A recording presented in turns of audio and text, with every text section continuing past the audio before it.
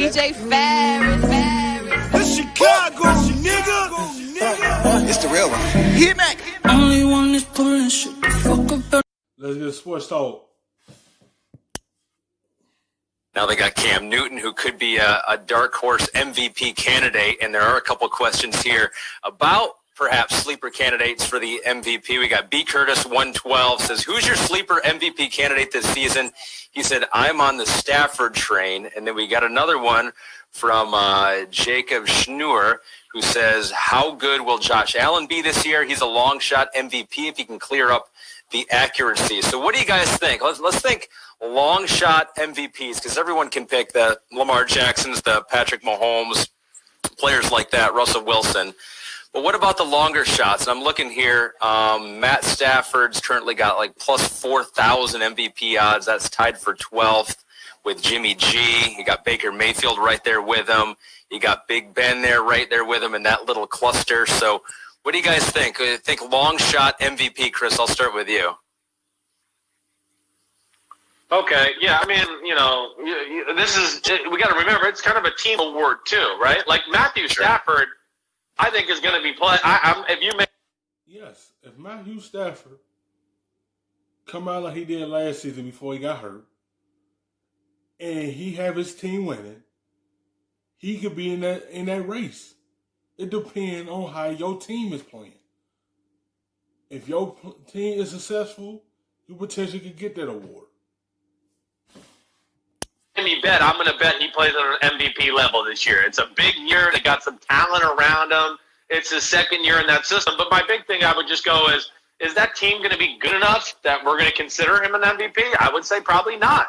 So that's going to be the issue there. That's what stinks about the award a little bit. We just give it to the best player on, one of the three best teams in football every year. That's kind of how it goes. Okay, so, yeah, he jumps out to mind. I think Josh Allen, to answer that question, when you read the question, that was the first guy that came to my mind. We just got done talking about their defense. They added Stephon Diggs. He's in the second year of that New England system, and I go, damn, they could be a team that could end up 11-5, 12-4, and he has great stats to go along with it and does it. Carson Wentz is another. This award is based on what impact that you bring into your team. How successful your team is going to be. And that's how you're going to end up with the MVP trophy.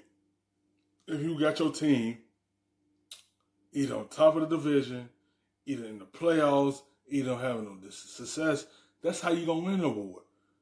That's why you mainly see majority of the same people potentially just getting the MVP award because what they doing and how their team is playing. Another guy I'm going to throw out there. He would be one. Certainly.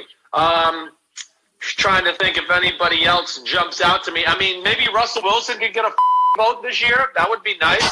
Is that a dark horse? But I just would like him to get a vote for one time. What a mouth. But those are the ones that jump off to me right here. Dad, you got any that come to mind? I got tons of things to say here, but I won't.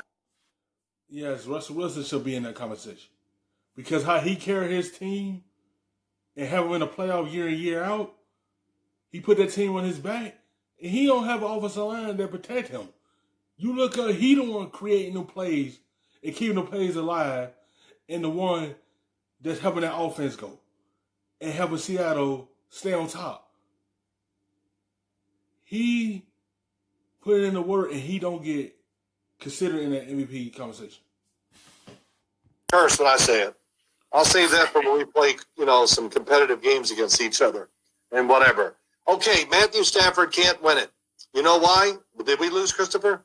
Yeah, we lost. He's going to come back. I think he was getting a little bit of a delay there, but honestly, Phil, we don't need him. We can just take over this podcast. That's right. We could. But Matthew Stafford, if he played at MVP level, he wouldn't get it. He's a pariah in the overall scheme of the NFL. I hear it on ESPN, Fox, everybody. Oh, he's not that good. They haven't done this and that in the playoffs. I get sick of hearing it. So no matter how Matthew Stafford plays, he will not overcome the media and the way everybody talks about him because they don't see his true talent. Which, unless you're really in football, I hate to say it this way, you don't understand Matthew Stafford's unbelievable talent. The other one that can't win it is Yes. it's about what they put around their quarterback. To help him be successful, you have to surround him with the weapons. The weapons you have around him, that will help your quarterback out a lot more. Every quarterback has difference, how they handle their situation. But certain quarterback like Matthew Stafford need the weapons around him. He's a good quarterback. He just ain't had enough around him. But he do now. Like he do. He got Warmer Jones and Galladay. Like he still got 2 good wide receivers around him. Then he just got another good running back in Swift and Johnson. If they run the football a lot more and take the pressure off of him, it will help him out a whole lot. But they put it through the air and put everything on him. Instead of running the football, and it will help him out a whole lot. Josh Allen. Well, his accuracy. It doesn't matter what he does. They just look. The accuracy is the name of the game. Yes, he does miss passes. But, does he make a lot of big ones? Is he great for what they do in Buffalo? Yes. So, dark horse picks. Well, I got one, really, because I just crapped on 2 of Christopher's. Is Phillip Rivers. He is in a great spot.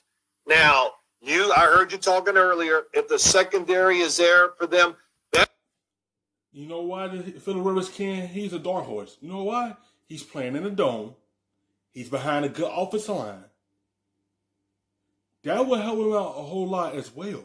Because he was getting pressure a lot when he was with the Chargers.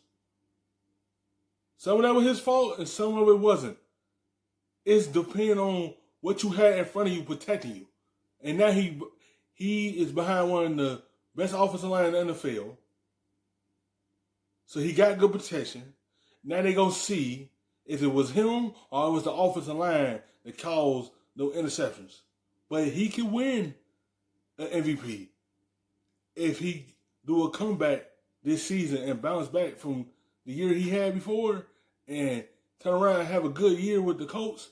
Yes, you could potentially say he could get that award. Front for the Indianapolis Colts on defense is fast, and they got some rushers now. Justin Houston, what a shock how he played last year. But they got a lot of fast guys. Injuries destroyed them last year, and so that'll be interesting. Phillip Rivers has a chance to really have an outstanding year this year. Phillip Rivers, 60-1. Pete chimes in. Current MVP odds tied for 20th. That's a really good one. I hadn't throw of that one. It is a good one. Throw him on the dark horse candidate. Hi, I'm Mike Tirico, and thanks for watching.